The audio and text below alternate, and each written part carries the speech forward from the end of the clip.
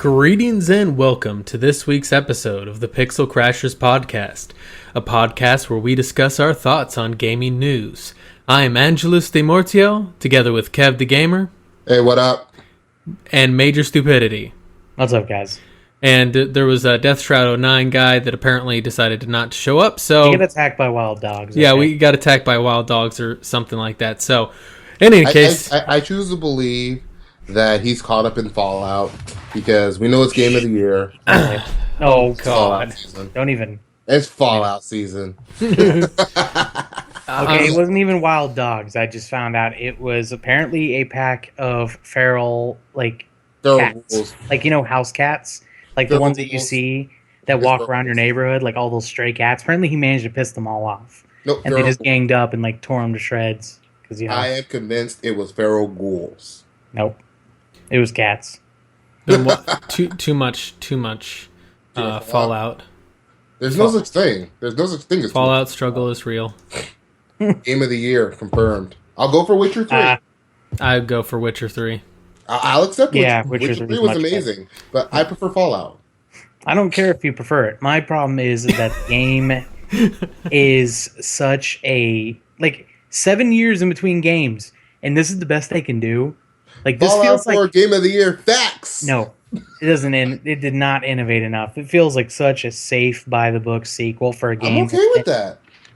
Yeah, I know you are, but it's not Game of the Year material. Witcher 3 actually took risks and actually did something new, and actually had, a better engine. Cough, cough, Bethesda, fix your fucking engine. I'm okay with the engine. It's Bethesda charm.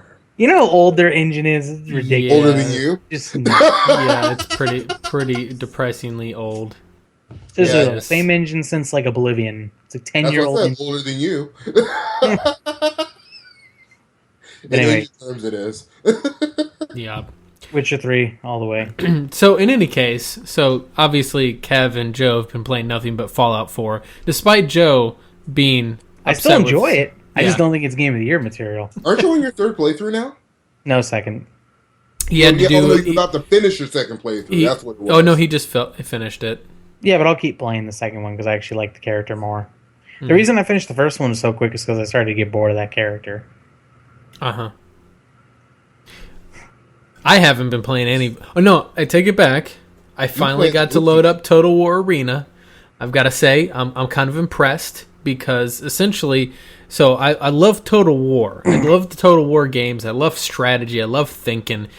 I fucking hate their AI of the enemies in that game. It is absurdly stupid how, doesn't matter what culture, what background, the particular enemy faction you're dealing with, it's pretty much like money owns all diplomacy. I could have an insanely strong military surrounding this little puny guy and be like, so I think you should become my client state because otherwise I'm going to just decimate your people off the face of the planet. No! Well, why not? Because no! Okay. And I don't know. I just have a problem with that. It looks like... Where are you guys... I see. I see what's going on there. Yes, OBS, by the way, if you forget and accidentally minimize a window, it freezes it. Yeah, I noticed that was hot and derpy. Yeah. If you have it in the background, it's fine. But if you minimize it, then it freaks out. But in any case, though, so Total War Arena, amazing game that it is. Essentially what it does is it is PvP, 10 players versus 10 players in a kind of just a quick battle of Total War. I was like, I didn't know the way when I first opened it up, I was like, is this going to be like Total War meets a MOBA? And I haven't really noticed that. So I'm pretty certain that's not the case. It just seems like Total War quick battles. And I only got to play one match, but we just freaking steamrolled the other team. It was completely hilarious. I start out on one side. I was like, I'm going to get the flank on this one. I just ran around the enemy flank, started hitting them with my 20 weak-ass troops, level 1 everything, and the rest of the guys, went up the guys that have more heavier troops and all that stuff went up the front. knocked out some flanks, they were like, oh, whoa, dude, that was awesome. You did a good flank. And then they just proceeded to rape the enemy team. So it was not really due to my fault at all. I killed like 20 troops probably. So I'm gonna need you to carry me from now on. I want to get into the game, but yeah, I've never played Total War. It is definitely a closed beta. There is tons of missing assets all over the place. You know, then when the game is finished, carry me. I saw the I like went in there and looked at the the way that everything looked, and I was like, this guy's name is placeholder text. Yep, it's a closed beta. It's like, I don't even know who this is supposed to be. His name is the Barbarian faction is not really finished at all yet, so that's what's going on there. But yeah, well, at least it's a free beta. Well, yeah, I wouldn't fucking pay for a beta. I'm sorry, I don't buy into the whole. Well, some people do. Early access games. I don't really buy into them because, like, for example, Darkest Dungeon is a great early access game. But I want to wait for the game to get finished because I don't want to, like, get bored with it before it's even finished, you know? Yeah, I had that problem. Joe and I and a bunch of others were playing Ark Survival earlier this year. And I jumped back into it today, and I just was like, yeah. Yeah, you've kind of already experienced what you have on there, and it's not fun anymore. And I'm like, yep. That's why I like to wait for them to be fully released. Don't get me wrong, some people like the early access, and there's a lot of good games out there in early access, like Darkest Dungeon is an amazing game. But I'm just like, I'm going to hold off. Yeah, the early access burnout is real. Sometimes they're just plain scams, like they're games that have no intention to ever be released. Mm-hmm. Star Citizen. Yeah. Cloud Imperium. Cloud Imperium would prefer to just milk the suckers that have fallen for their scam with, hey, we're going to put out little piecemeal parts. You want to buy the whole experience of the game? It costs like $1,500 fucking dollars. Yeah, you can keep the game for that. Yeah, because you essentially do the crowdfunding thing and to buy the biggest package to get all of the modules. Yeah. And I'm like, no, I'm good. Or was it, I'm sorry, no, not 1,500, 15,000. Woo! Move that comma over a place. It's $15,000 to get the full package. And there's people that have straight up fucking paid $30K into donations into that game. I feel so bad for those people. Yeah, and then whenever Cloud Imperium finally implodes, damn. I do not feel bad at all for those people. Because the thing is, as far as I understand, like from the leaked accounts of how badly that place is run, shit's gonna eventually implode. It's gonna happen. I feel bad for the people who bought into the dream, who were like, oh man, shit's gonna be amazing. And then, you know. Yeah. Well, I mean, that's just how shit goes down, though. Yeah, exactly. There's always a game that people thought was going to be this and that. Hell, even as much as I love Fallout, I thought it was going to be some things that it wasn't. Mm-hmm. You know, like less buggy. Oh God, no! Come on, now it's a Bethesda. It's Bethesda. Game. Actually, it's a lot less buggy. Bethesda charm. Yeah, it's a lot less buggy than New Vegas. The thing is that there's no such thing as a non-buggy Bethesda release. Now, like I said, I'm a big fan of Bethesda. I actually like their stuff. But you know, one of the things, and you know, part of the reason why they end up coming out so buggy is because they actually work small teams. Like, you know how big Assassin's Creed Syndicate's development team was. It's like, I think 1,000+ developers working on that game. You know how much we're working on Fallout 4? 100. Whoa. Yeah, they prefer to keep their dev teams really small. I was reading an article, which we're not covering today, but I was reading an article talking about that's like, were Bethesda to push for a bug-free release, it would kind of break the charm that Bethesda has with developing they have a small team of focused, dedicated individuals.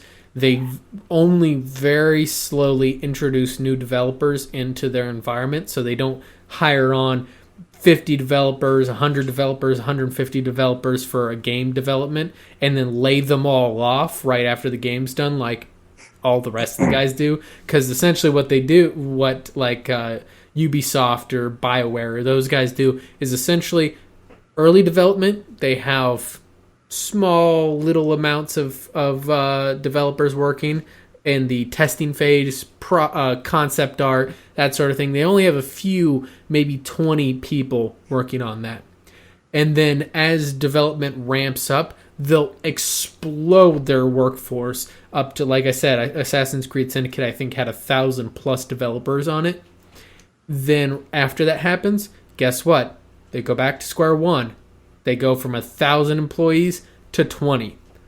So you have 980 employees that get laid off once Assassin's Creed Syndicate gets released, unless they can roll out their DLC. And that's usually sometimes what they'll do is DLC support or whatever to keep them as many employed as possible. Because they're not dicks about it in most cases. They try to They just can't afford it. Yeah, exactly.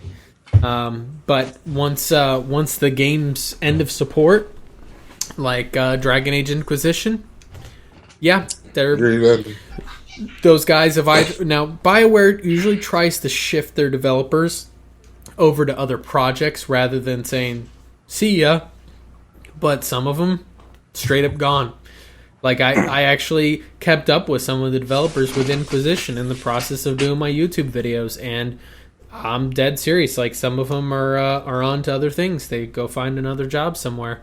One of them who will remain nameless, I believe, is like a teacher. He went and is teaching at a college, I think, or something like that. Nice. Not like, tenured professor, so I don't think he's... He went in there and was like, yo, bitches, tenure, please. They were like, yep. They said no. Yeah, and I don't think it has anything to do with the game development process whatsoever, which is the funny part. But anyway, now that we're 15 minutes into the podcast and have actually talked about nothing so far... It's your fault. You're moderator. Yep, exactly. Let's go ahead and get started on our first story there. So our first story tonight is actually about Sony. And with the PS4, Sony has actually announced they're going to be doing PS2 backward compatibility.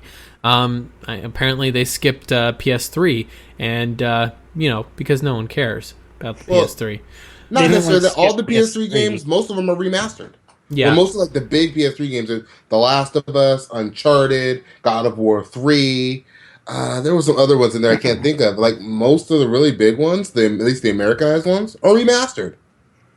It's like, why bother, allowing backwards compatibility when there's money to be made? Well, yeah, some cases. And then there's PS Now. PS Now is what I'm talking about. Like, they would rather you pay for the service to be able to play, the older games rather than just playing your older games. I think it could be a convenience thing too. It's all about how you look at it. It'd be convenient just to load the disc in. I take it back. I've been corrected. PS3s are something people care about because apparently they make fantastic, cheaper than dirt web servers. So there you have it. So PS3s do matter, but for backwards compatibility, PS2 is king as far as content goes.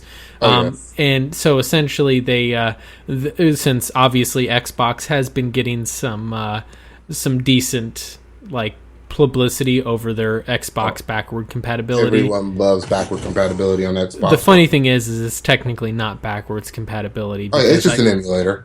Yeah.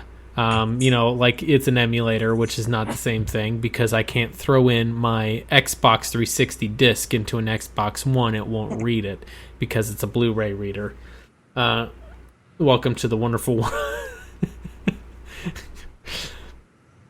Yeah, but in any case, though, my question on this one is, do you think this is going to have any effect? Like, if there was any momentum that Xbox One might have been getting on sales for their backward compatibility, do you think this will kind of slow that down? PS2 backwards compatibility isn't going to really do anything to sales, honestly. No, I don't think it's going to do anything to either console. I Yeah. think it was good fanfare and fan service for the 360 community, especially.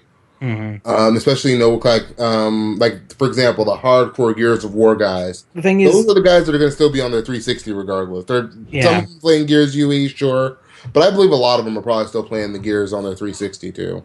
yeah. What happens is this is great for people who already have the console just to have it. Is like, oh, here's an extra reason to have my console besides me buying it for new games.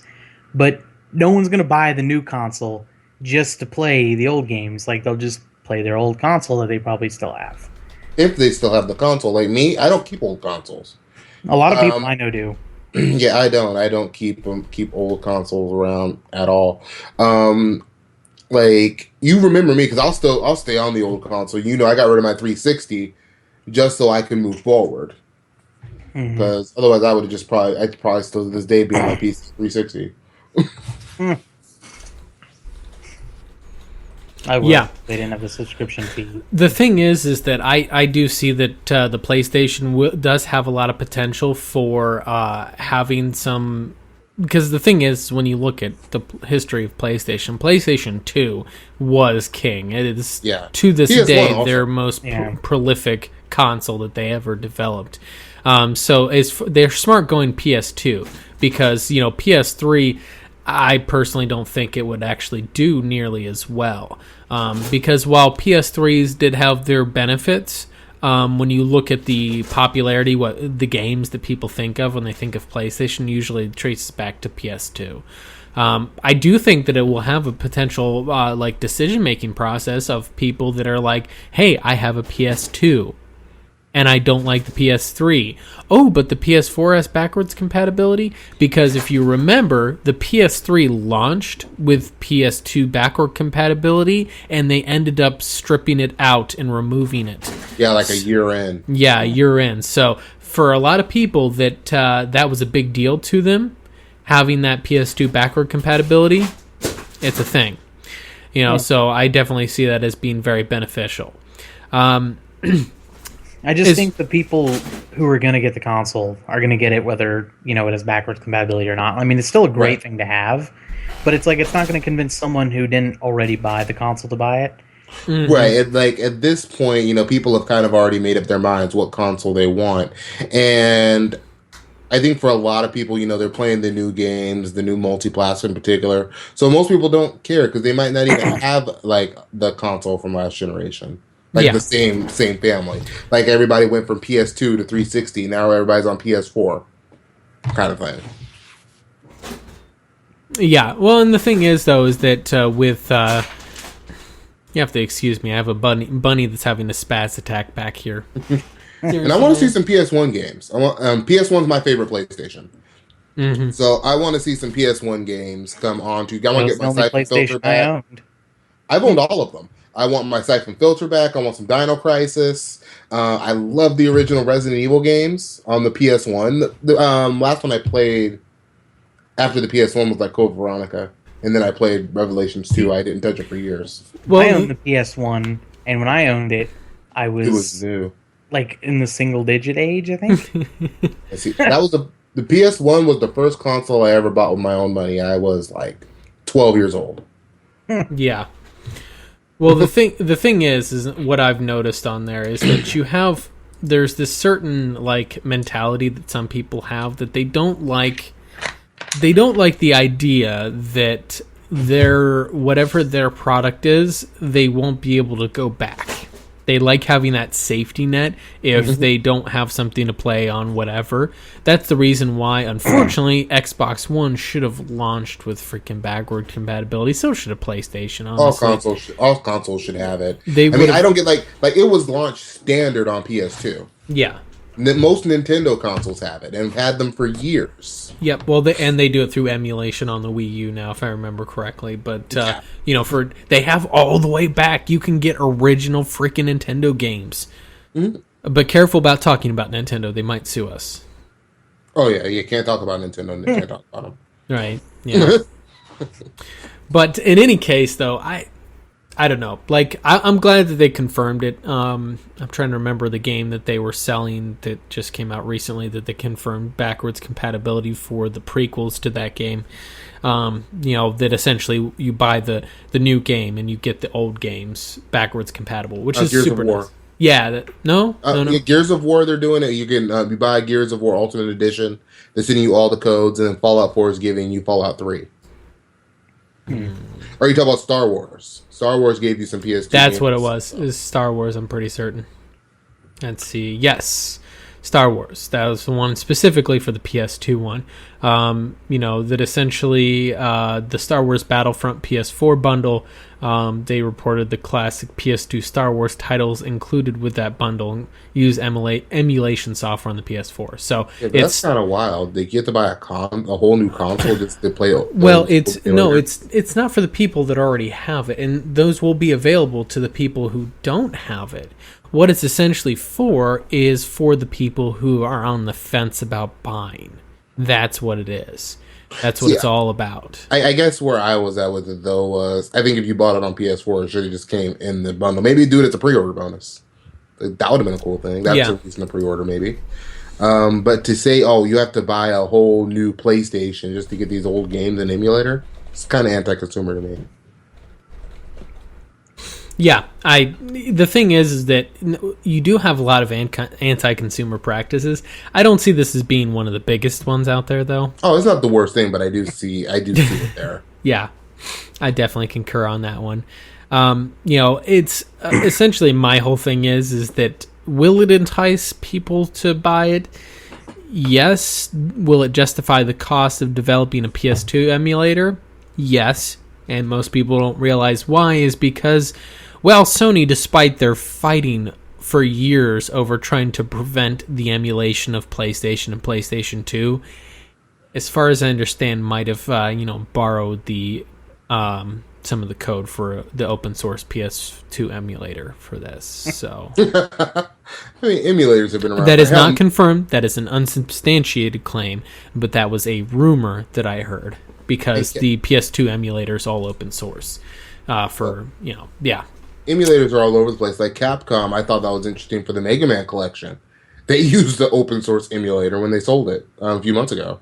Yeah, I mean, it happens all the time. The thing is that Sony actually got kicked back in the 90s for trying to sue someone over creating a PlayStation emulator, and the court decided that emulation is not actually in violation of copyright. I'm glad they did that in the 90s because now it would be. Yeah. Well, the thing is that it's a tricky business. See, emulation is not. However, the ROMs developed can be.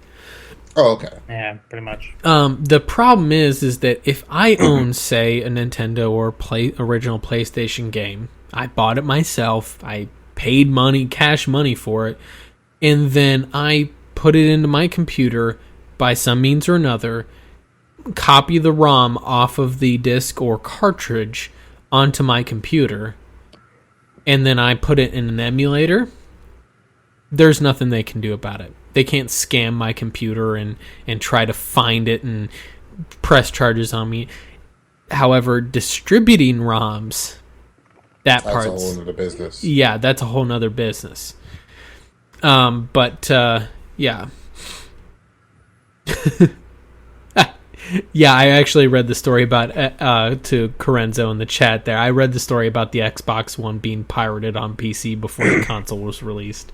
It was great. There's been so many stories of stuff like that happening. That's just hilarious whenever it does. But yeah.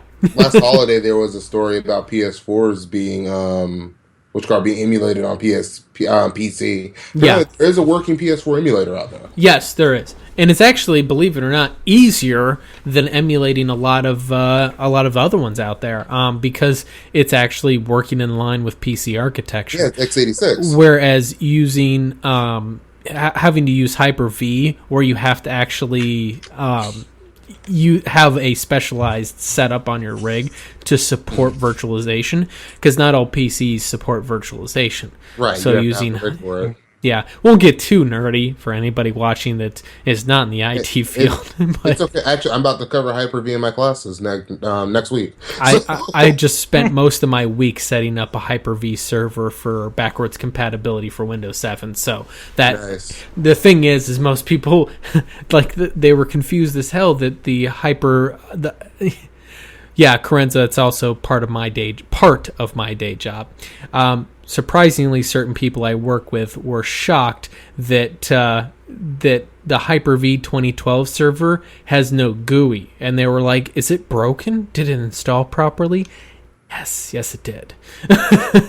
Because I've never actually used Hyper-V. I've only read about it. So essentially, the Hyper-V server, which is an operating system, it's essentially based off of the Windows 8 platform or Server 2012, and it has no GUI. It's designed to be operated remotely, And so you have no GUI on it. You're just meant to connect to it remotely with your Hyper-V manager, create your images, etc. When it has no GUI, people tend to freak out, and they think that something's broken. Yay. Anyway, let's go ahead and get moving on to our second story of the day here. In the technology world, but this one also focuses on PS4, but not in the best light. So, obviously, if you've ever turned on any news or saw any newspaper within the past week and a half, you've, of course, heard about the horrible terrorist attacks that happened in Paris, a couple weeks ago. But the story here that is just great and fantastic and shows how poor media can be sometimes. They're using video games as a whipping boy yet again, trying to demonize the PS4 for being a venue for ISIS to recruit and organize terrorist cells, based solely on the fact that supposedly a PS4 was found in a terrorist's apartment in Paris. However, the police in Paris actually said that wasn't actually the case. There was no PS4. So it was kind of, not only was it a misinformed news story, but it's just one more evidence of correlation does not equal causation.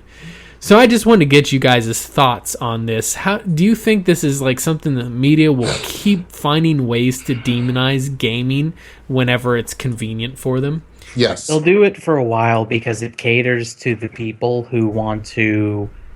Basically, the pseudo-intellectuals who go and read the stories who are like, I'm too good for video games, who are sitting there like, I'm above this is a childish pastime. Like, they go and they want to hear about, these guys picking at it because it's like, oh, look at gaming, what it's done now, and like, it's just a bunch of people finding an easy scapegoat, something easy to draw views with. Apparently, DJ Cast.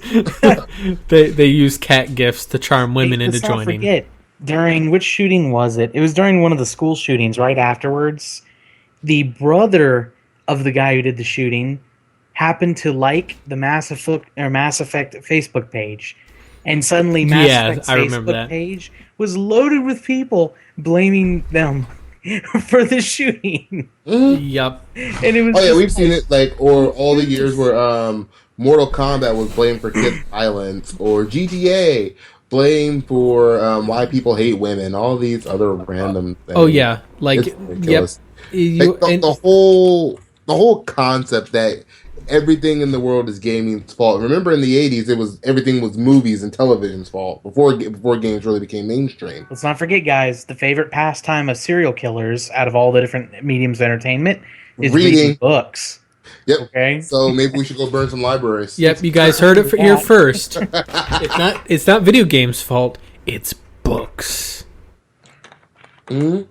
And that's like every that's like basically every criminal mastermind. They love books. They love history in particular. Yeah. Oh boy. So can't teach history in school no more. Sorry, your kid might become a psychopath. I just the thing that reading and history is my favorite subject. The thing is that what really bugs me here is there's so many cases, and when you read about into that story that I posted on there, where then they say they have to throw in the arbitrary at the end of the article, the arbitrary bit about, and gamers, use lingo that other people don't. And then they... The article... Those reporters get good. Like, even the article that was sitting and pointing out how ridiculous this is and was like, why do these guys do this? Even the article that seems like it's kind of like on the side of reasonable decides to do it's partially games' faults too. And it's like, yeah, they and bring then this on themselves. They have to note, though, the part that really bugs me, though, is whenever they're like, and gamers also like to harass women. What? You know what? So do construction workers, but we don't talk shit about them. No, here's the thing, is that's you run into assholes. You know what? The guys that I would see that would harass women when I was playing, like, Call of Duty or Halo, they would harass everybody else. They just being a woman gave you some sort of ammunition. And then if you saw someone who was black or who sounded like they were foreign, that was just they would cater their ammunition no matter what. If you were an Anglo-Saxon male, it was ammo. Oh, no. Well, sometimes that was ammunition too. Yeah, true. I can see that. Yes. Okay, if you were different than the person, it's ammo. Yeah, no, and the thing is that it just bugs me that seems to be like, instead of media actually doing any reporting anymore, actually it's not just gaming though. That's like, no, it's just media. That's modern news in general. Yeah, that's what I say. Yeah, it's media, all about that sensationalist, Yeah, so that story, like, oh they're my gosh, they're part of the ones driving up after the terrorist attack in France. I mean, yes, I know it was a very tragic event and that people should be aware of it, but that right after that happens, all the news stations, everyone's just like foaming at the mouth, like, oh man, what a story. Time to get everyone ripped up into a frenzy. Let's start just shouting terrorism everywhere and scaring everybody. Yeah. Seems legit. Yeah, and the thing is that it bugs me because, like, and you get all of the, like, political crap that goes along with it. Yeah, politicians who are like, time to use people's fear to try and get them to sacrifice more personal liberties. Yeah, well, Donald Trump. We won't go too far into that, guys. It's not a political podcast here. We'll keep it on gaming. Come on, it's games politics. We all know it. We'll keep it on gaming. But yeah, it's like there's definitely the clickbaitiness is so bad, and I'll be straight up and honest. We had the potential possibility of throwing on a news story tonight that we decided against that would have brought us into the kind of realm of, like, this particular subject. About the Kotaku one? Yeah. See, I think that one had some merit to talking at least somewhat about. I brought it up to Morty. Morty kind of talked me down. Well, here's my thing, and I'll be straight and honest. Like, while we have our views on this, and I have no problem discussing it, Kotaku becomes a very delicate subject whenever you're talking about them being blacklisted, because Kotaku has a long history of ethical issues. And the problem is that when we get into Kotaku and journalism ethics, that comes into the certain hashtag movement that everybody's heard of called Gamergate. And then people started assuming the podcast is all about Gamergate. See, I didn't want to talk about that, though. I was going to talk about the idea that I wanted to talk about the interaction between these companies' PR kind of groups and PR management because, like, it's not just, like, Kotaku's not the only person to do this. Like, we've had stories of other people who, after doing one thing, they will get blacklisted by developers. Let's be honest. Like, Jim Sterling's, like, blacklisted by Konami, and there's no list of people Jim Sterling's blacklisted by. They can't take criticism. But Kotaku is kind of radioactive for a lot of developers. That's the problem. Is that while they do have some good reporting, they also have some reporting that I question, especially whenever it comes to any story you read about Gamergate, which they avoid that now. But they still, you still see occasional stories about Gamergate, and unfortunately, you can see the the thing spin. I'll bring up is that all the people who still try to hold on to the idea of Gamergate, it's like, if you have a valid platform and you're trying to actually bring about change to something legitimate, like journalism, ethics, and journalism, don't attach yourself to Gamergate anymore. Gamergate No. is toxic. It is so incredibly toxic with people's perception of it. They It's just just need to find something else. it's like the ice bucket challenge. After so long, people forgot what it was about. Well, here's my thing though, is I'll throw this out there. While there are trolls, most certainly, that kind of that leached onto that and definitely took into that movement to harass people. At the same time, I think that a lot of times the harassment was a medium for distraction. Like, because you noticed that the moment there was a hint of harassment, like a new hashtag or something, because right now trying to use Gamergate, even if it's not. I'm not saying it's full. Like, if you use it, you're automatically toxic. But I'm not saying all the people are. I'm saying the perception of Gamergate is so toxic at the moment you attach it to yourself, even if you're trying to discuss something completely valid, you're just shooting yourself in the foot because the other people are going to look at you and go, oh, it's Gamergate, oh, you're just misogynistic. Well, and the thing is that how many more hashtag movements will end up getting crucified in that same fashion, though? Because I find it very convenient that the moment a hashtag movement comes out about journalism ethics, immediately somehow it gets tied to feminine harassment. So if they changed hashtag movements, would that then also run the same course? How many hashtag movements... Do they need a hashtag? I mean, can they just say... Identification of some kind, a protestant movement against the unethical journalism things. Because here's the problem is when you're going against journalism and you're going against media groups, especially ones that are powerful, guess who's telling the story to everybody else? Not you. It's those media that you're trying to denounce, and of course they're going to spin it to make you look like the bad guy. Of course. And that's why I'm like, whenever I read any stories coming from either side of Gamergate, I always try to look at it with a grain of salt, and then I research what it is they're saying and see if they're actually full of it or not. And of course, I'm not saying they all are. I'm just saying that the general perception of Gamergate is in a state now where it's like, that's all I'm trying to say. It's in a state where it's like the moment you attach it to yourself. I feel like a lot of the people that are involved in that movement are kind of like, they're fiercely like, they don't want to give the media that control of forcing them off of that hashtag just because, they are trying to essentially diffuse and dilute the conversation.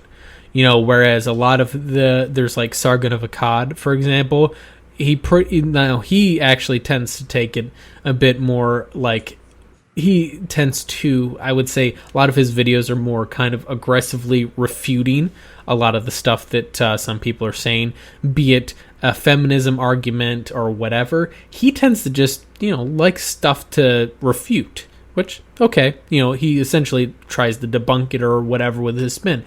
The problem is, and him being kind of seen in the forefront of Gamergate, is that unfortunately he tends to tackle the whole feminism thing a little bit too much. And that's kind of part of the problem. Stay away from feminism. Keep it about ethics. Anytime someone tries to say they're harassing women, journalism ethics. Keep just swinging back around. Keep them focused, because that's what they want to do. They want to distract the subject, and I don't think Gamergate's really going to be able to do it. They need something else, website or something. Anyway, let's go ahead and move on to our last story that's a little bit less touchy. For lack of a better term. Yeah, lack of a better term there. This one's interesting, and this will also kind of lead into our evergreen topic for the night. So, the Steam seasonal sales, like the summer sale, the winter sale, the spring sale, your mother sale, whatever, all the Steam sales are now going to have a bit more of a transparent and consumer-friendly system, where they're selling games for their lowest sale price for the entire duration of the sale. So if it's a week long, like the summer sale, I think is like a week or 2 weeks long or whatever, it's now going to be at its lowest price. There's going to be no more flash sales, no more 48-hour sales, whatever. It's going to be at its lowest price the whole time.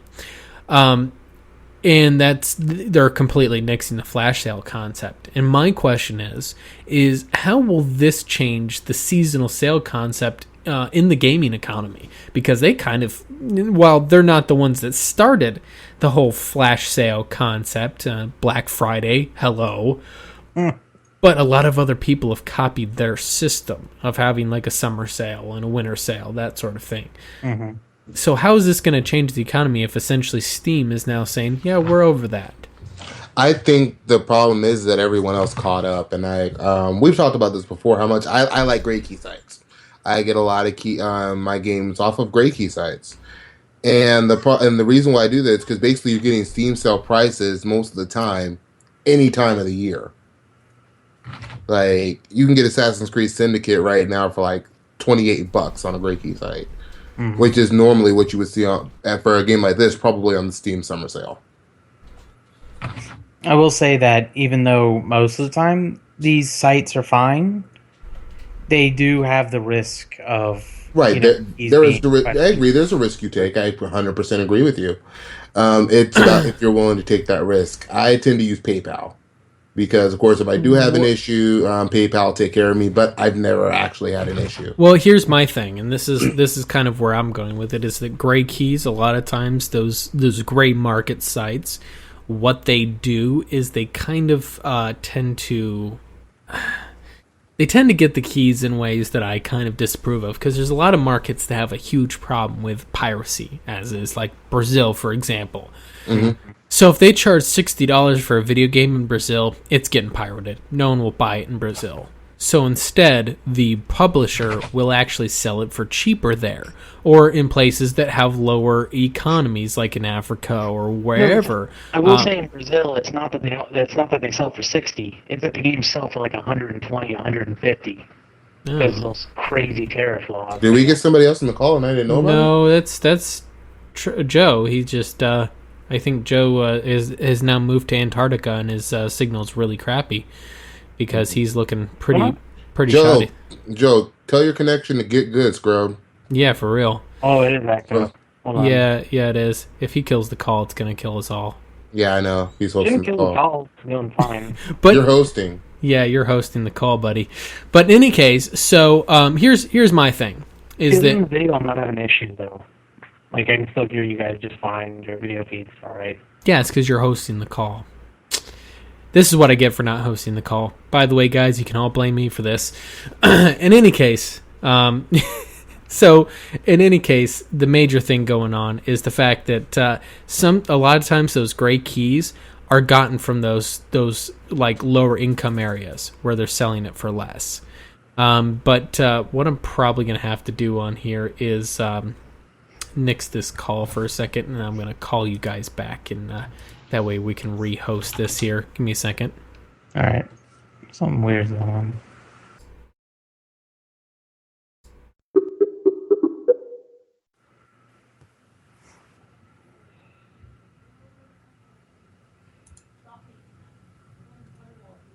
All right. Do we have everybody back?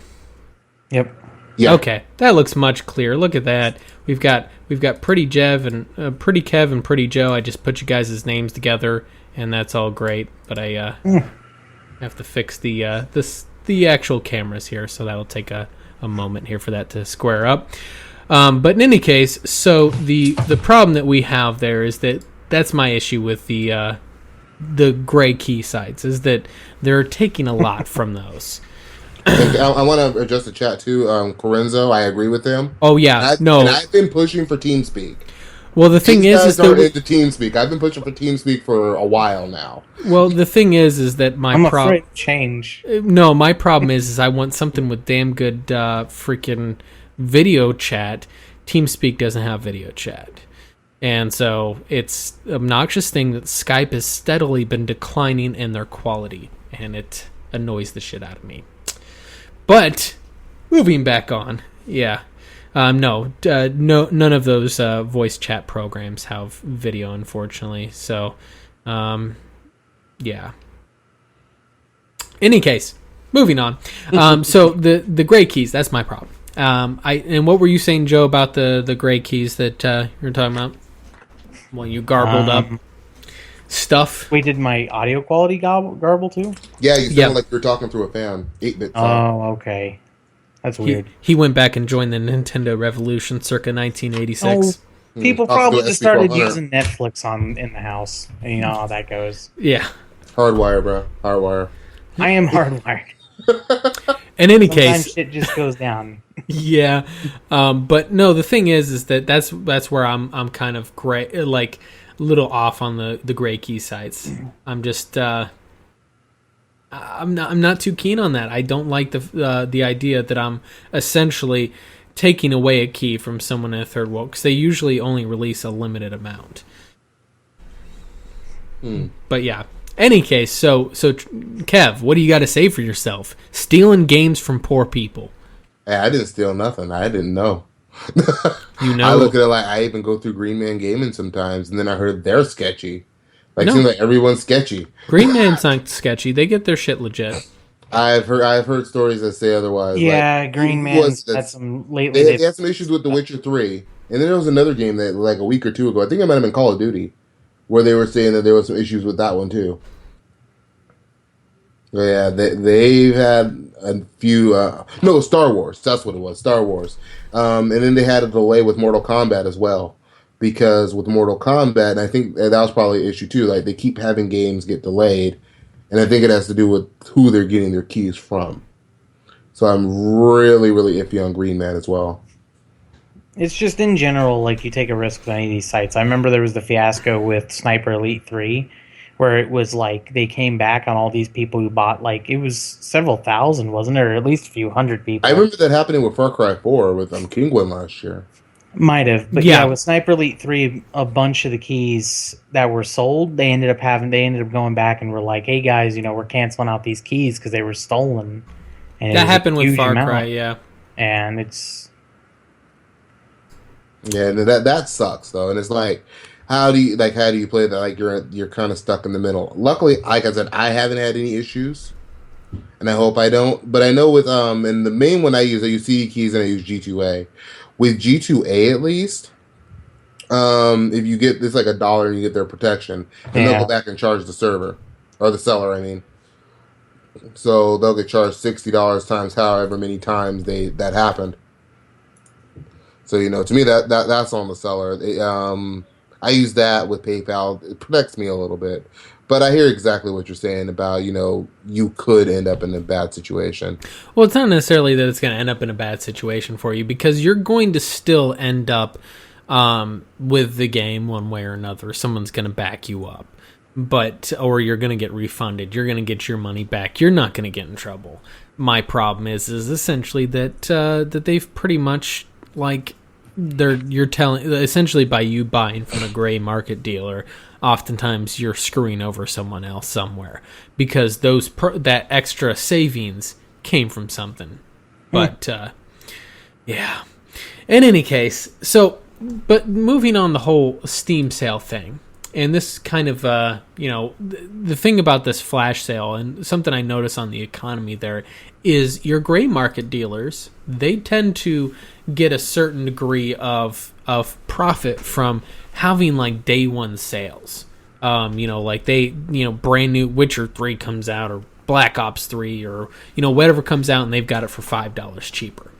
But with Steam, they get tons of sales all over the place because people trust them for the most part. Mm-hmm.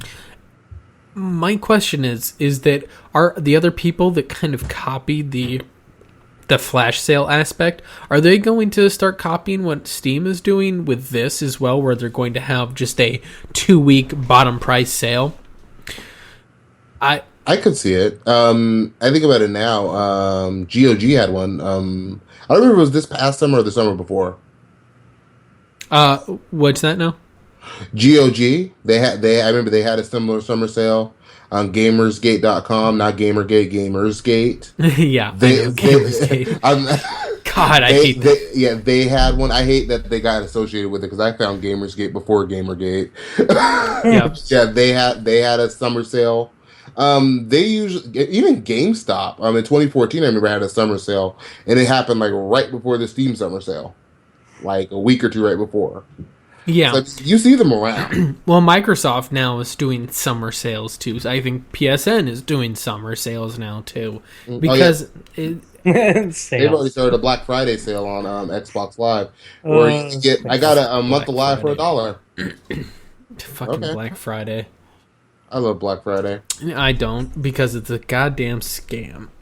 It's you already told me about the scam, and I still love it. Yeah, you're saving. Oh my god, you're getting that $3,000 TV for only $500.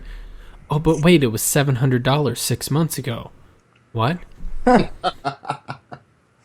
I know. I only usually buy like video games mostly on video games and clothes. The only things I really buy on Black Friday. Christmas gifts. I can see that, but I guess, and this is the thing, is that essentially, like, kind of rolling this into our evergreen topic, like the kind of flash sale mentality, which is kind of what this traces back to. Like, let's kind of discuss that flash sale mentality fostered by Steam or and Black Friday sellers. What is it that really do you think drives people to need these deals, feel like they're getting a deal, even if they research and they know they're not? They still like being duped. What is it that drives people for that?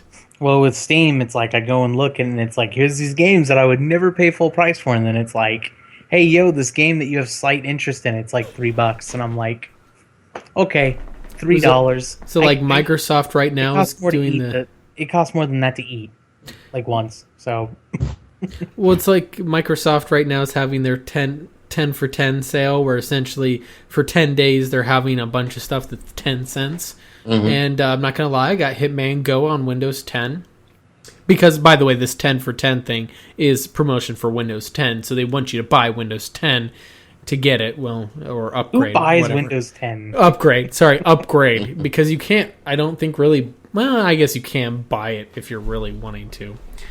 But, I don't know, like, what do you think that this is, that kind of movement there is really,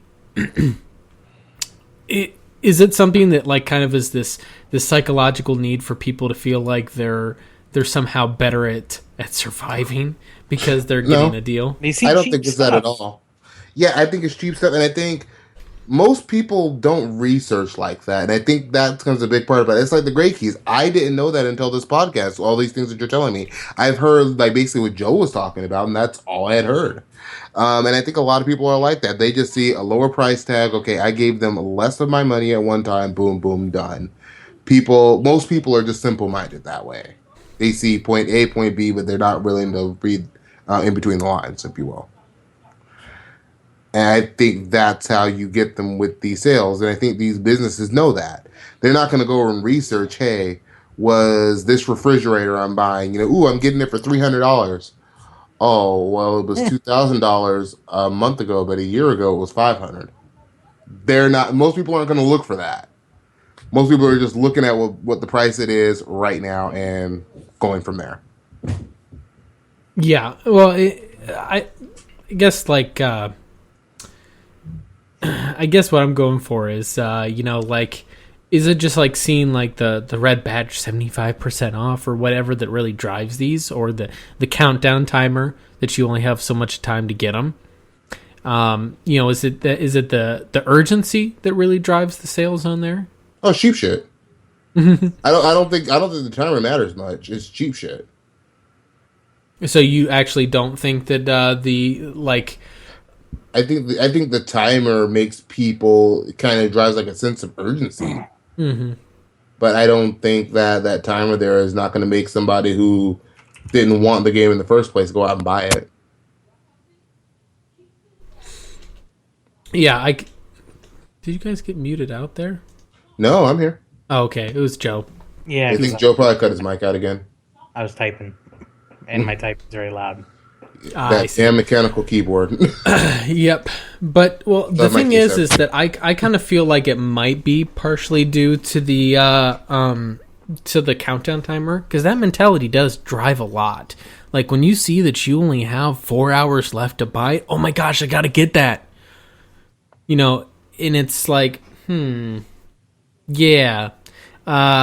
that's where I kind of see it as like I feel like that raises a question of, is that really ethical?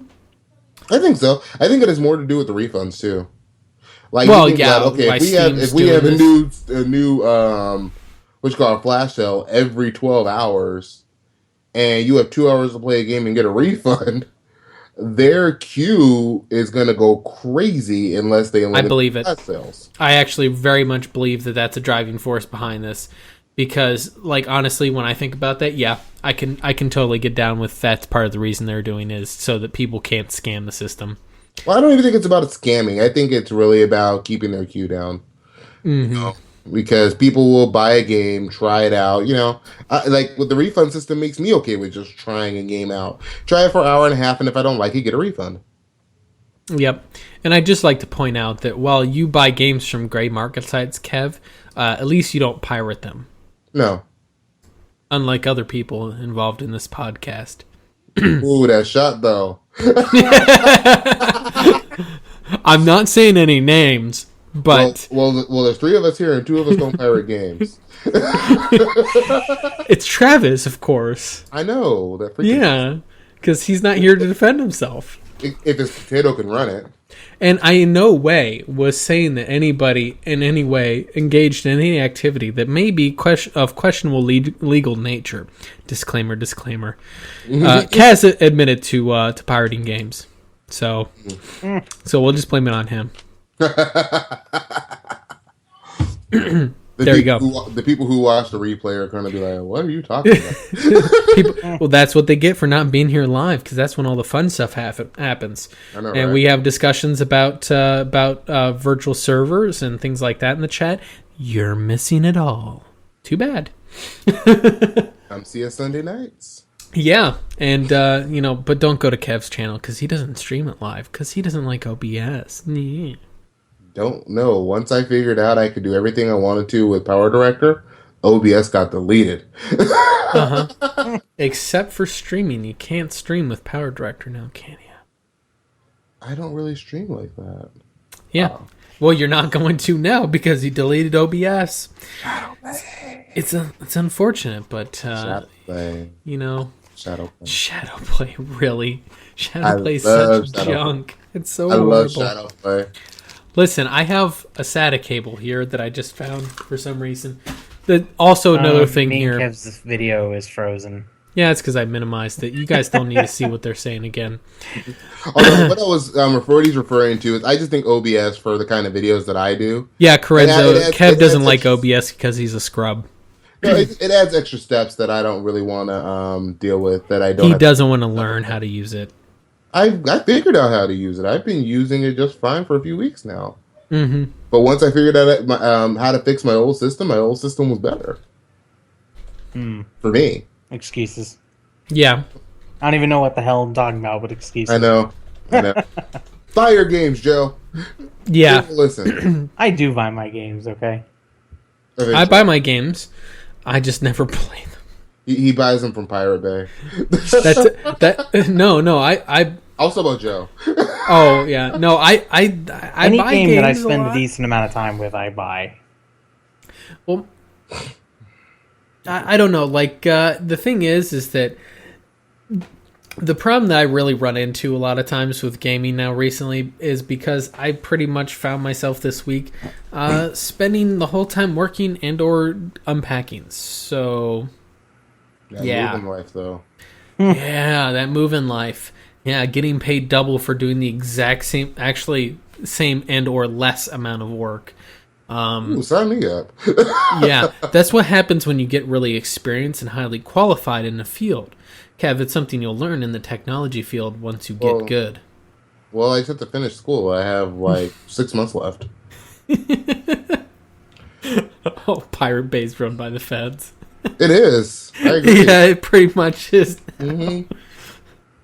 Just so you know, by the way. Okay, like Joe just let me put all the little keyloggers on his system. I heard. Obama's watching all his porn, wondering what kind of weird shit he's into. I totally don't know this from experience. But if you're gonna pirate, often use VPNs. Okay. You do realize that's not that. So, like for example. the onion router or VPNs. See, you have to explicitly trust the fact that where the tunnel ends is somewhere that you can control. Mm-hmm. Unfortunately, because, you know... Hey, wait a minute. Are you trying to say that I occasionally pawn off all my work to my minions? Because... What no, he work? said he does. Oh, he does. Okay, yeah, no, okay. Yeah, right there. Anyway, so, yeah, the thing with VPNs or onion routing and stuff like that, you have to know the end destination, because it's kind of like imagine you're driving through a tunnel, and at the end of that tunnel, there could be just more open road for you to escape and do whatever you want, or there could be a giant lake. And you have no idea until you get to that end of that tunnel, and you can't go back. So that's the problem with VPNs. I don't use VPNs. Like I said, I don't actually pirate that much. Like, that legitimately is something I just hear on the piracy subreddit. Oh no, I know. He's on the piracy subreddit because he doesn't pirate much. What I'm saying is someone who is actually a qualified, someone who's actually qualified in IT security, is the VPNs are not as secure unless both source and end destinations are on there. Pirate Bay does feel like a setup. There's ads, free games and movies. That's a savage. He's been savage. I've known this guy for years. I don't pirate that much. No, I just know VPNs, and I know tunneling protocols, and I know onion routing very well. Since, this is why I'm getting into network administration, so I don't have to worry about y'all piratey business.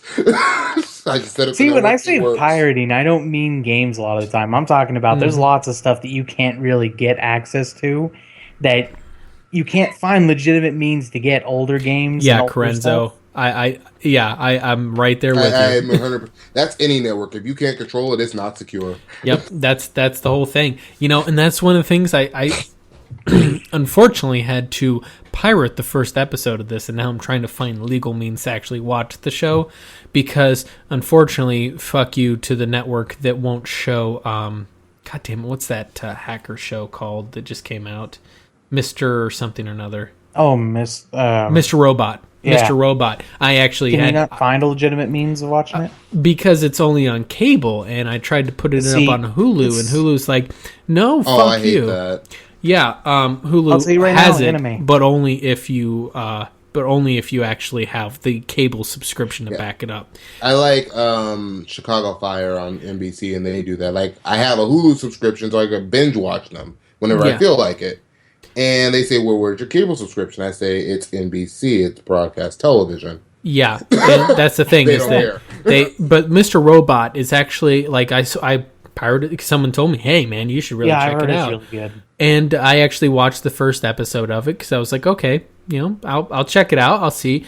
Oh my God, if it wasn't at least a halfway decent, realistic thing about network security and whatnot, and it was kind of like suspense thriller type show or whatever. I was like, okay, they actually had some realistically put things on there. And of course, the joke about techie nerds using Linux and all that. And I'm like, yes, a lot of them do, because it's easy to know what you have in there. Whereas with Windows, you don't always have know what you're getting.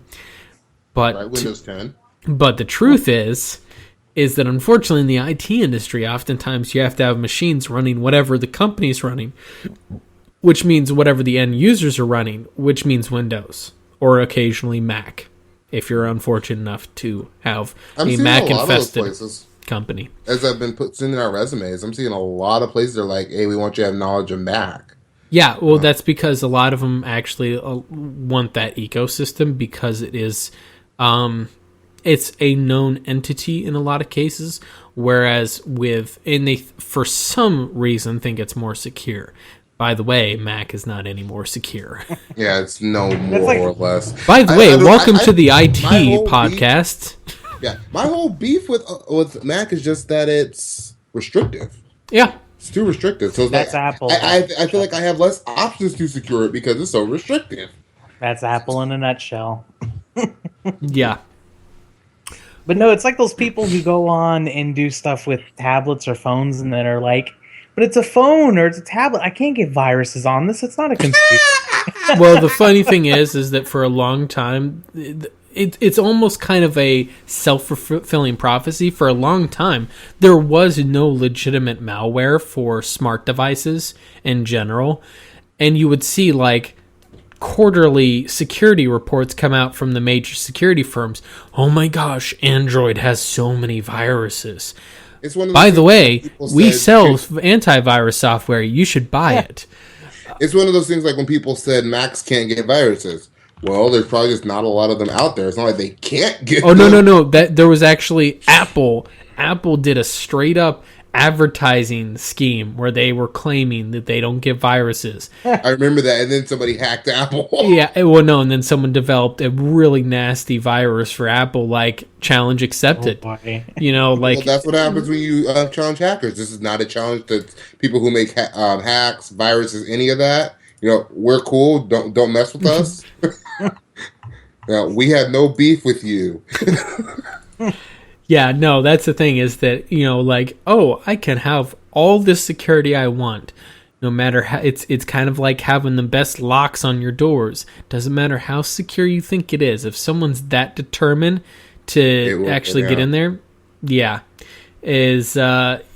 someone's going to get in. And yes, Corenzo, you are correct. It is rare to see a virus on a Mac, but that does not make them any less susceptible. If you have an enterprise that is set up entirely on the Apple ecosystem and you, for some reason, have the misinformation that you think that makes it more secure, and I don't think you do, I'm just saying people in general, you know, whoever's in charge there think it's more secure, they are up for a world of hurt. You know, right? It's not that it can't happen; it's that it doesn't happen as often. Yeah, it's definitely not. It's not big enough for a botnet or anything like that because you do need something like Windows to be able to install a botnet on there. I can't. This almost sounds like an incriminating podcast at this point. I'm discussing the ways to exploit computers. At least I'm not giving details. But I imagine Corenzo knows details as well. Oh, I'm pretty sure he does. Yeah. Like, I've talked to this guy for a while. He knows his stuff. Yeah. So no, I have no doubts that he does. But yeah, the thing is that exactly, they're lower priority targets. Exactly. Yeah. But in any case, technically I set up botnets before, but they weren't for DDoSing. They were actually for a cluster, but that's, yeah. By the way, just curious, we're like an hour in, and it seems like we've been spending an inordinately long amount of time speaking about things other than gaming. Well, that's because I think we kind of burned through. That's because we get pulled off on tangents. See, it's because Travis wasn't here to add his additional content to this podcast, and it ended up being a lot shorter. His non-content. But think about all the other gaming podcasts that do that too. Like I was watching J2 Simpson Barnacles the other day. I watched them for about an hour. It's fine to go on to other stuff. I'm complaining. I'm saying like they talk about games like in a 2-hour podcast for like 15 minutes. See, the problem is the reason I'm complaining is because I'm just speaking out my ass. I actually have very limited knowledge of what you're talking about. You've had an IT job. You're qualified. Yeah, not as much. He had a tech support call center job. Yeah. He was helpless desk. Okay, we get it. Thank you for calling IT support. Okay, actually, I should make that. I won't make that joke because now to avoid the racial stereotyping, I actually do work with some folks from India, and they're fine. They know their shit too. Not saying that's not even making fun of them. It's making fun of the fact that like you go to call Microsoft. That's not even an untrue stereotype. Like you call them for support, you immediately get an Indian guy who's like. I get a lot of Americans pinging people from Microsoft. See, if they have to call up, I've noticed eventually you'll get to someone who, and their accents aren't as heavy as they were. Like, it's not like everyone you talk to is like, hello, you can't understand them. But it's like, it is common to get someone from a call center in another part of the world. Like, yeah, well, the thing is there was a joke on, I didn't actually see the show. I just saw a commercial for it, and I can't remember what exactly the show was. It was one of those shows like The Office that I'd never really watched. But essentially there was the new guy in from India, And like he was like, no, man, these guys are awesome. Check this out. And he was like, and they talk on the phones with customers. They're like customer support of some kind. He's like, check this out. He's like, Rashid, come over here. He's like, yes, what can I do for you? And he was like, do the Southern accent. He's like, so you guys want me to do a Southern accent? And he's just like, flip a switch, like no Indian accent at all. I'm like, yep. That was like that was pretty great because there's some of them out there like that. The one that I have a problem with is whenever you get the ones where they're like, usually this is text chat, but you can still tell whenever it's like, what can help you today? My name is Bob, and it's like in all caps for the name. Like obviously that was a template of some kind. Mm-hmm. And when you ask them a question that doesn't follow in the template, they have no idea what they're doing. Mm-hmm. And it's like, what do you mean? Like, let me research that. Like, it hurts. What really hurts is whenever I call up tech support. Back whenever I had cellular home internet through a certain clear company, and I had to actually walk the tech support guy through how to fix my problem. I've done that before. That's fucking depressing. I'm like, no, listen, man. I just need you to update the PRL on my device because it's outdated and I've moved recently.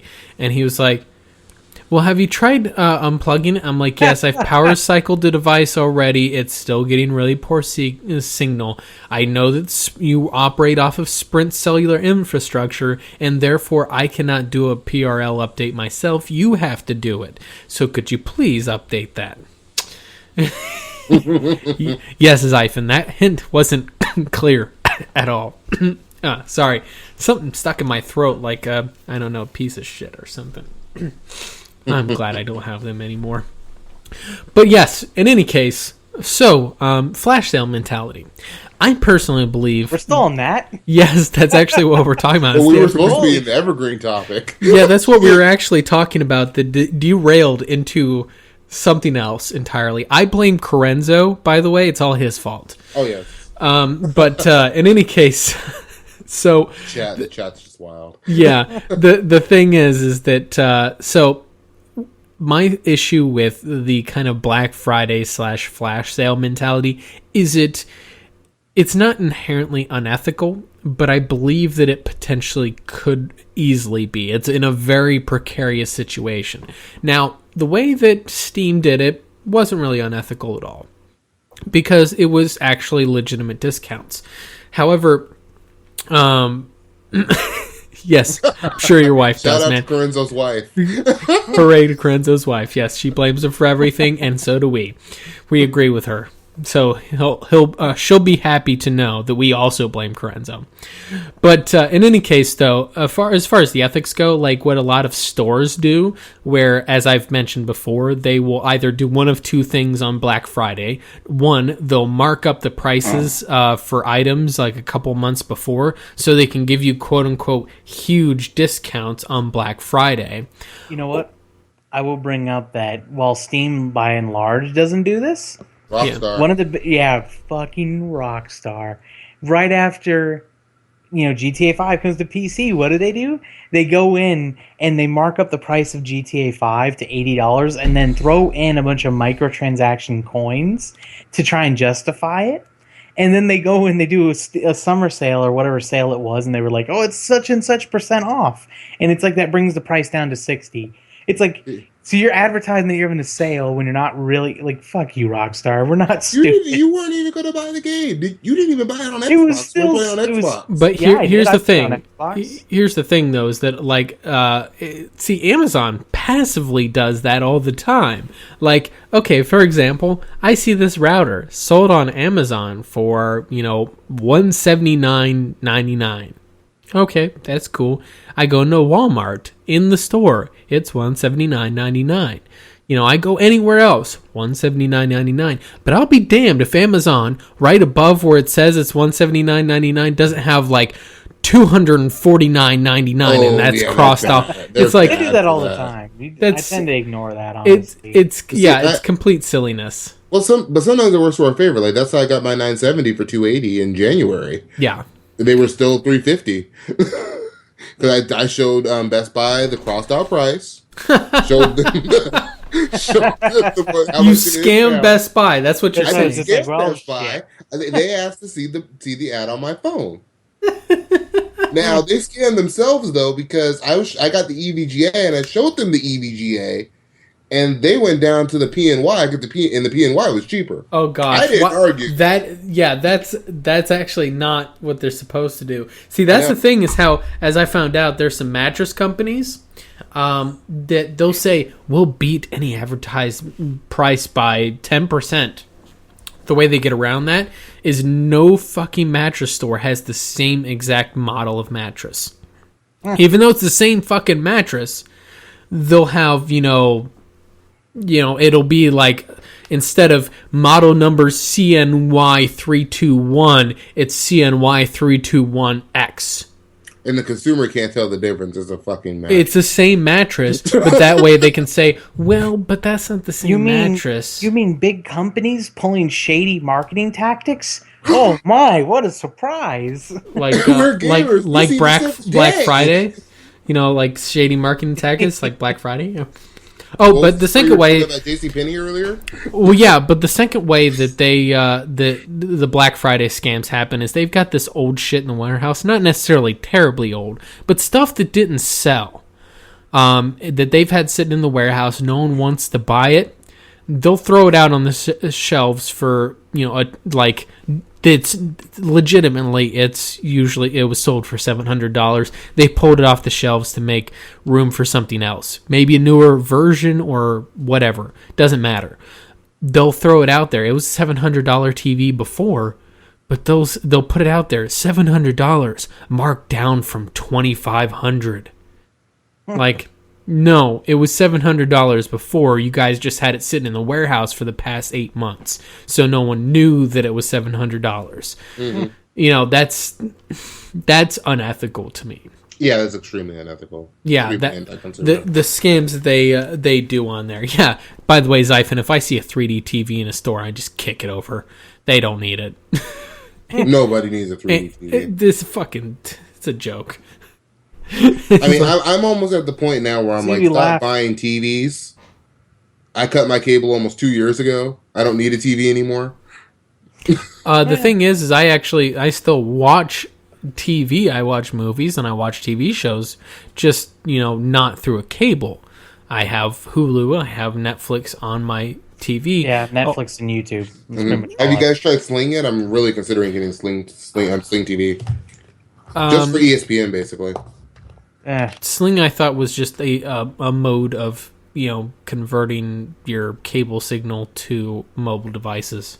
No, it's a streaming service. It's a streaming service. I saw the promo for it on Xbox One, but I know you can do it on PCs. I think you can do it through Chromecast, Roku, all that other stuff. Which, by the way, one of the things I actually liked about older Windows that Windows 10 doesn't have is the Windows Media Center. Don't get me wrong. I used to love Media Center. Well, it's great for the whole getting TV shows off of antennas or whatever. But and there's other programs that do it, so it's not all in one. I used to use it, and I would stream music from my PC, my Windows XP or Vista PC, and I would stream it over to my Xbox 360. And I'd be playing NBA 2K and listening to whatever album I'm listening to at the moment in time. And then you also, of course, are being a console peasant, Well, this was almost 10 years ago. Oh, okay. Still a console peasant before you ascended. But, well... Hey, you were too. Yeah.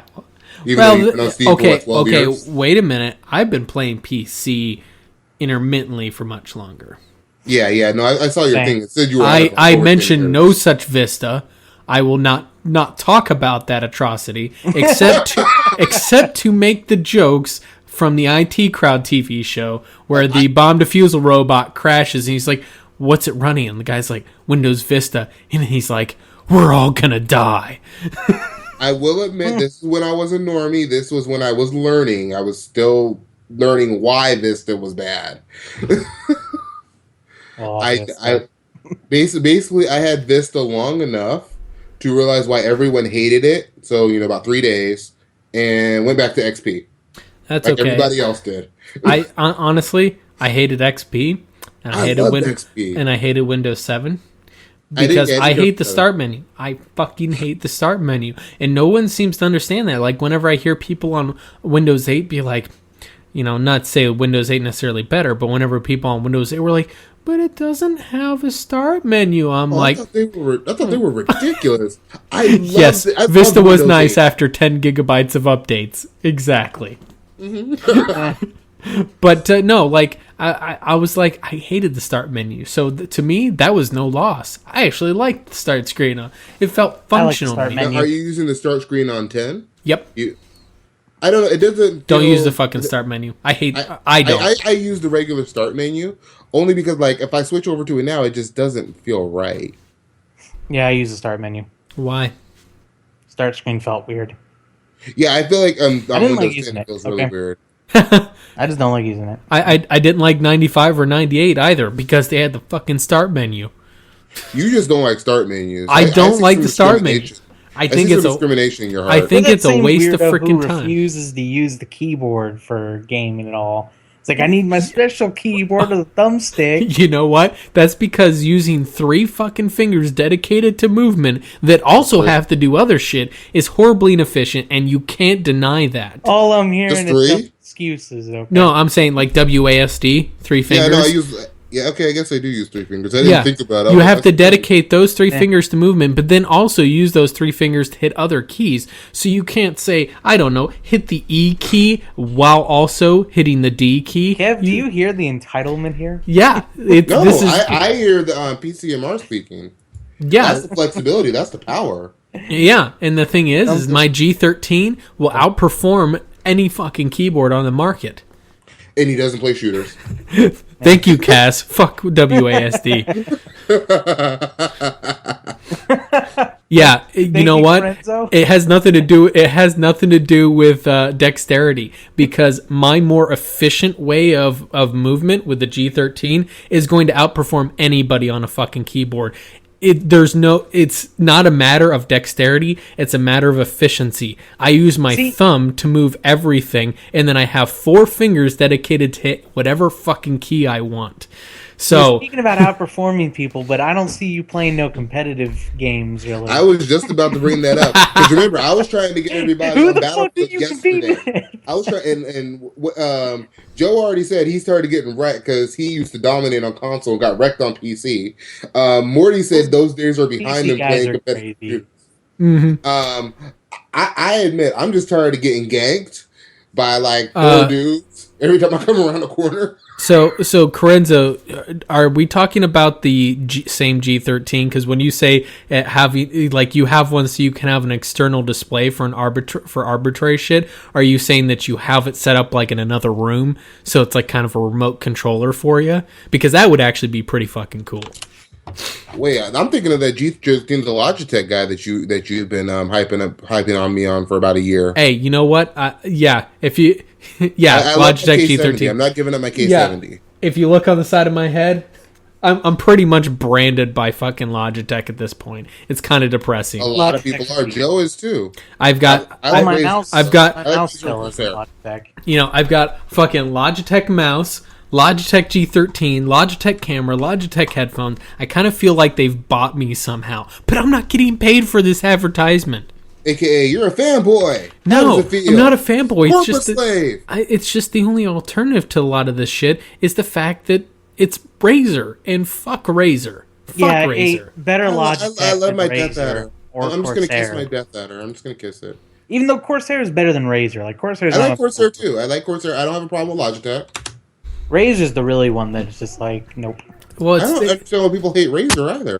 Well, the reason why is that Razer makes products that look great and have a great conceptual idea, but they have zero durability, which the thing is, they're made for gamers. What is the first thing that gamers are going to do to a peripheral? Beat the fuck out of it. You're going to buy that mouse and you're going to buy another Like, if you look at a gamer's keyboard after, a few years of use, what's happened? Oh, the WASD keys are worn down to nubs. It's you have to make it durable because they're going to be abusing the fuck out of that. Yeah, it's like, and Razer's products break. So basically, this I don't know if I think it's called behind here. My pretty Death Adder, my Death Adder Chroma, is it going to last me forever? Doubtful. So Zyphon can probably tell you a story. He had got a Sabertooth my Death controller. Adder's never broken, but I've only had it for a couple months. Yeah, no, See, he got a Sabertooth controller. I got a Sabertooth controller. I actually briefly had a Black Widow keyboard. I briefly had a the Ouroboros. Guess what happened to all of them? Died? They all broke. After how long? Ranging anywhere from 2 to 6 months. Oh God! I got my K70 and my Death Adder. Although Sean's Sabertooth lasted a lot longer than mine. Mine was actually broken when I got it. Like, I pulled it out of the fancy case. It looked great. I was like, man, this is awesome. Unscrewed because it had a screw-in connector onto the controller, because an Xbox controller had a little screw-in thing instead of being pull-out or whatever. Unscrewed it, and the cord came out of the screw. Ooh, ew. Broken out of the box. I see Corenzo talking about Corenzo, Turtle Beach. I'm wearing Turtle Beaches right now. Yeah, I'm using the Turtle cord Beaches. right here. If you can't see it, it's exposed, and it got exposed after a couple months. I'm looking for a new headset. I will say, Logitech. how much did you spend on the Turtle Beach one? These ones like $50. See, I found the more expensive ones are actually the worst for durability. Like, the ones I have right now are like, I bought them for like $30, and they've lasted like 2 years almost. Well, I'm thinking about just getting a wireless set in general. Yeah. Which is funny, because I wouldn't spend that on a console headset. But on PC, you see I have a $75 mouse, a $100 keyboard. Yeah, no, all I'm saying is... standard controllers for my console. No, wait, so you're saying you have a $75 mouse? Yeah, the Death Adder is $75-$80. God. $60 for this thing. It is a beautiful, gorgeous piece of technology. I just want you to admire that for a second. You remember when I was asking you about that, when you were initially showing me OBS. Yeah, when you were trying to sell me on OBS, I was asking about that. It's such a great mouse. It's so pretty. Oh, you're talking about your mouse. I'm talking about the G700S. Well, you were. I'm looking. I need that Logitech because your face isn't in the chat, so I'm watching the video and there's a delay still. So I saw you pointing at your headset. Yeah, no, I was pointing at my headset because you were talking about your Turtle Beaches breaking. Sorry about that. There's the mouse. Now I see the mouse. Yeah, sorry, there's a little bit of delay. I tried to get it as low latency as possible, but yeah, the thing is that I literally have Logitech everything. But yeah, the Logitech headset is great. Here's my problem with Turtle Beach is not necessarily the durability. It's the fact that they have like omnidirectional fucking mics that pick up everything. Yeah. My headset. I don't even use the mic on my headsets anymore. Yeah, like whereas mine now I don't use it because I obviously have a much better quality microphone. Like if money wasn't limited, I've been wanting to get an actual dedicated mic for a while now. This is the cheapest Logitech headset out there. It's got gorgeous full sound. It's not as good as my anything from my Audio Technica line, but the mic on this one, if I were to use it, it's not bad. I mean, it's quieter and it's not as clear as my microphone, but it's actually got a mic or a little port on the back of it for this beautiful concept that Turtle Beach doesn't seem to get, called noise cancellation. Yeah, they've always been bad. I remember even playing on consoles back in the day. Yeah. I don't know if I want noise cancellation anyway. I have kids, so yeah. Well, that's why you want set the house on fire when I have noise cancellation. No. I'm talking about for the mic. It's got two microphones in the microphone. One's recording the background noise. One's recording your voice, and whatever it catches from the background noise mic, it nixes out of the actual sampling. That's the concept of it. A lot of microphones do it. Whenever you have your Audio Technica or my expensive mic here, there's the 2020. Yeah, you have the 2020. I have the Yeti, and those guys are corduroy mics, so they're a little bit different on the way they work. They don't have anything like that. So you're forgetting my audio background too. Yeah. But yeah. In any case, though, oh god, we got Cass's audio background too. He was in the chat. Yeah, but yeah. So that's the thing. Is that 9:30? Yeah, we are at 9:30. Woo. Well, anyway, let's go ahead and give our final thoughts for the day so we can close up the podcast here, as we got completely derailed off of our topic. We didn't talk Yeah, about it, you know what? I'm all right with talking about peripherals. It's a little bit closer to on topic than cybersecurity. Yeah, You're true. just mad because you don't know anything about security. Joe, I've learned enough about security to know that I just want to be an administrator. Joe, go ahead and give us your final thoughts for the day. Don't let Kev trick you. Fallout 4 is not game of the year. Lies. Witcher 3. Witcher 3 is a great game. Expect more Fallout from 4 Fallout. is love. Fallout 4 is life. Safe. Lazy safe sequel. Yeah. Kev, go ahead and give us your final thoughts for the day. Fallout 4, of course, is game of the year. I love The Witcher 3. It was a great game. I beat it. I put 50 hours in like 9 days. Great game. Couldn't put it down. But that Fallout 4 love is there. Oh. I have my standards. I expect more from my Fallout.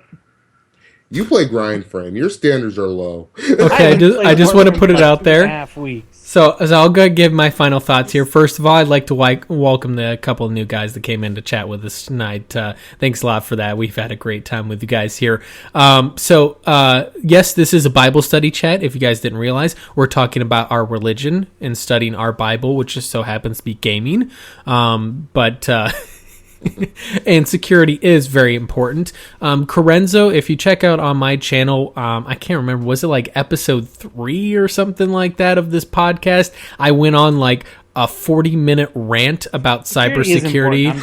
I'm just giving more. Corenzo with that shot at Rockstar. A lack of knowledge on security is why I keep getting unbanned from GTA for suspected cheating. That shot. I mean, Rockstar's bad about it. I was in my network administration class the other day, and I'm just showing my teacher all these holes in PSN. Oh yeah, definitely. Yeah, because PSN is a paragon of security. Yeah, it's a paragon of security. She's sitting there dying as I'm pulling them up. Yeah, it's like you show anybody on that, they're gonna laugh their asses off. Well, but she did. Yeah, but GTA Online is a joke. Yeah, I mean it's fun, but oh man, I couldn't even imagine trying to play GTA Online on PSN. Or God forbid, and I have it with Social Club. Like I don't even have it through Steam. I just have it through Rockstar. Yeah. That's why I don't play it online anymore. he was hacking. He got streamed him hacking them one day, got banned, and then unbanned a day later. Good job. He probably unbanned himself. But like I said, if you want to talk about security, I actually made a big spiel about two-factor authentication and other security methods. These guys were all silent and were like, can we get back to the podcast now? But that was great. I'm into administration. I just want to make sure the server works. Like security is important, but you're it's still like, going to need to know is this security. really the place to be going on like 40-minute tangents about it? Yes, because security is obviously a major issue when it comes to gaming. But anyway, back to my little closing thoughts on here. If you guys are watching on this channel here, obviously you know who I am.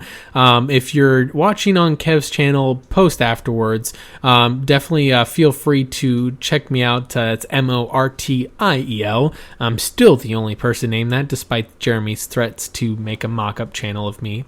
He was just making up shit. You know it. Yep, that's why he's not on the podcast anymore. I thought it was because he left to play Rocket League. Yeah, but yeah, something like that. But in any case, definitely check out my channel. Hopefully some good stuff coming up here once I can get time away from work to actually play video games once again. Fuck. Excuses. Yeah, right. I haven't played a game all week and it depresses me. I saw you playing Total War earlier. Yeah, I got to play Total War Arena. One fucking match of it. It depressed me. Anyway, I'll be getting back to that soon. Hopefully I have one more Dragon Age Inquisition guide to do. Doing some more Warframe guides coming up here. Huh? Yeah. That game? Yeah, I want to man. be done with it. And then I'm actually hoping maybe I can get some gameplay up of Total War Arena. Maybe get some of these scrubs into the beta so they can play with me, and I can school them on how to fucking play real strategy games, not the run and gun. My reflexes are quicker than yours, or I have a better internet connection than you. I got a better one. Let's play Smite. Really? Nobody wants to play Smite. I want to play more Killing Floor 2. You know what, guys? Joe's just in the co-op. Guys, I really think Fun. that we need to go back and play Super Smash. Oh, sorry, I can't say that word because Nintendo will sue me. Yeah. Anyway, we'll go ahead and sign off here for the night. And we will catch you guys all next week on the Pixel Crashers podcast. Praise Gaben. Don't. Every week I praise him.